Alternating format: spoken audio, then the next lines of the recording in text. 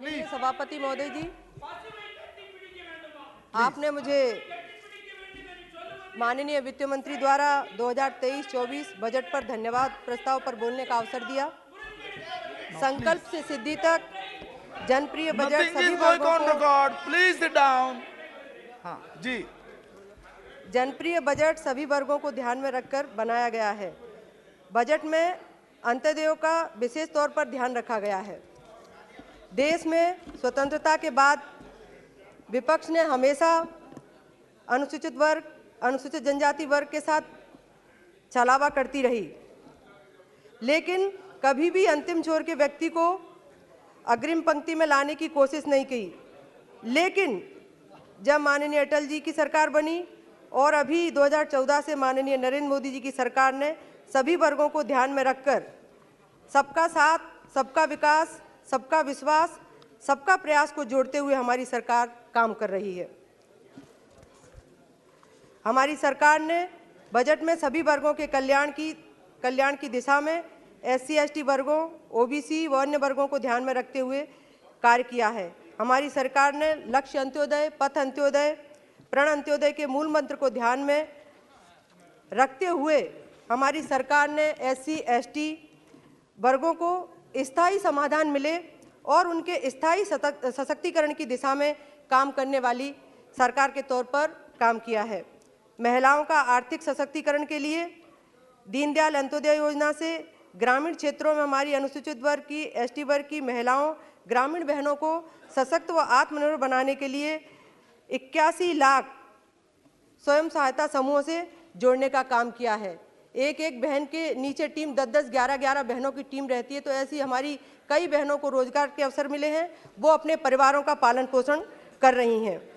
स्वच्छ भारत मिशन के तहत हमारे 11.7 करोड़ परिवारों को शौचालय देने का काम, जिसे हम इज्जत घर भी कहते हैं, आज तक लगातार स्वतंत्रता के बाद विपक्ष रहा, लेकिन कभी भी हमारी SC वर्ग की बहनों की चिंता, अन्य हमारे अंत्योदय जो हमारे अन्य वर्ग हैं, लगातार जब मैं सबसे पहले विधायक बनी थी तो मैंने देखा था, ग्रामीण क्षेत्र से चुनकर आई थी, हमारी माताएं बहनें रोडों पर, खेतों पर लोटा लेकर जाती थी, लेकिन इतनी महत्वपूर्ण बात की अगर चिंता की तो हमारे प्रधानमंत्री माननीय मोदी जी ने की, और आज हमारी अनुसूचित वर्ग की बहनों के हर घरों में शौचालय है, इज्जत घर है, जिससे हमारी सरकार ने बहनों का आत्मसम्मान बढ़ाने का काम किया, उनका गौरव बढ़ाया है।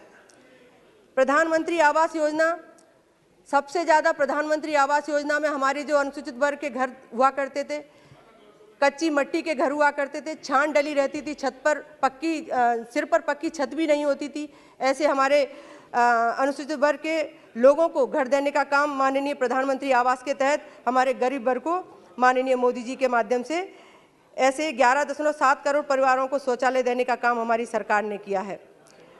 नल जल योजना के माध्यम से जल जीवन मिशन के तहत हर घर नल से जल पहुंचाने का काम हमारी मोदी जी की सरकार ने किया है, जिससे आज हम ग्रामीण क्षेत्र में जाते हैं तो कई ऐसे परिवार, कई ऐसे घर हैं जहां दूर से हमारी मातृशक्ति सिर पर 1-1, 2-2 घड़े रखकर दूर दूर तक अपने घरों के लिए पानी ले जाया करती थी। आज उन सब से उनको निजात मिलेगी और आज प्रत्येक घर में नल से पानी पहुंचाने का काम हमारे मोदी जी की सरकार ने किया है। उज्ज्वला योजना के अंदर 9.6 करोड़ गैस कनेक्शन देने का काम हमारी सरकार ने किया है। आज तक लगातार विपक्ष सरकार में रहा, लेकिन कभी भी हमारी अनुसूचित वर्ग की, SC वर्ग की, हमारे गरीब जो वर्ग हैं उनकी कभी चिंता नहीं की, लेकिन माननीय मोदी जी के माध्यम से सबसे ज़्यादा इसमें लाभ हमारे अनुसूचित वर्ग को हुआ है। आज हमारे अनुसूचित वर्ग के घरों में जो माताएं बहनें कभी धुएं से, लंबी बीमारी से ग्रसित हो जाया करती थी, आंखें से दिखाई देना कम हो जाता था, आज उन बहनों के बीच में हर्ष है। प्रत्येक घर में आज उज्ज्वला के माध्यम से गैस पर वो खाना बनाने का काम कर रही है। बहनों को धुएं से छुटकारा मिला है। स्वनिधि योजना के अंतर्गत जब कोविड के समय हमारे अनुसूचित वर्ग के तमाम सारे भाई बहन जो अन्य प्रदेशों में काम करते थे, मजदूर वर्ग, जब कोविड के समय वो वापस घर आए तो उनका रोजगार ठप हो गया था। ऐसी स्थिति में माननीय प्रधानमंत्री जी की बहुत महती योजना स्वनिधि योजना से हमारे SC/ST वर्गों को सबसे ज़्यादा लाभ मिला है। मैं माननीय वित्त मंत्री जी को, माननीय प्रधानमंत्री जी को बहुत बहुत हृदय से धन्यवाद देती हूँ। इस योजना से, स्वनिधि योजना के माध्यम से हमारे पूरे देश में अनुसूचित वर्ग के लोगों ने अपना छोटा छोटा व्यापार लगाकर अपना जीवन यापन करते हुए अपने परिवार का पालन पोषण कर रहे हैं। कोविड के समय वैक्सीन देने का काम मुफ्त में हुआ, नहीं तो हमारा जो अनुसूचित वर्ग है वो पैसे देकर शायद वैक्सीन नहीं लगवा पाता। हमारा जो गरीब वर्ग है, अंत्योदय के लिए लगातार हमारी सरकार ने काम किया, उन्हें फ्री वैक्सीन देने का काम किया। जीरो बैलेंस पर हमारी माताओं बहनों का खाता खोलने का काम, जब खाता खोल रहे थे तब विपक्ष ने मजाक उड़ाया था, विपक्ष हंसा था कि ये क्यों खुलवाए जा रहे हैं। लेकिन आज इस योजना से हमारी लाखों बहनों के खाते में सीधा कोविड के समय माननीय प्रधानमंत्री जी द्वारा जो 500 के हिसाब से 3 किस्तों के माध्यम से 1500 रुपये हमारी बहनों के खाते में पहुंचाने का काम किया। तो जब हम उन बहनों से मिलते थे तो उनके लिए ये 1500 रुपये बड़े महत्वपूर्ण थे, जिससे कि वो अपना घर का खर्च चला सकती थी। कोविड के समय प्रत्येक 1500 रुपये के हिसाब से उनके खाते में पहुँचाने का काम सीधे बहनों के खाते में किया माननीय मोदी जी की सरकार ने। PM आयुष्मान भारत योजना, इसके तहत हमारे इस योजना से कई हमारे जो SC ST के वर्ग हैं, OBC के हैं, सामान्य वर्ग में हमारे गरीब परिवार हैं, वो इस योजना से काफ़ी लाभ ले रहे हैं, जिससे प्रत्येक परिवार को 5 लाख तक का इलाज मुफ्त में किया जाता है। और उसके बाद भी मेरे क्षेत्र में मैंने कम से कम 200 परिवारों को प्रधानमंत्री सहायता राशि के तहत इसका भी लाभ मिला। उसके बाद माननीय मोदी जी के माध्यम से उनको सीधे सीधे किसी को 3.5, किसी को 4, किसी को 2, उनके बीमारी के हिसाब से उनको पैसे देने का काम माननीय मोदी जी ने लगातार किया है।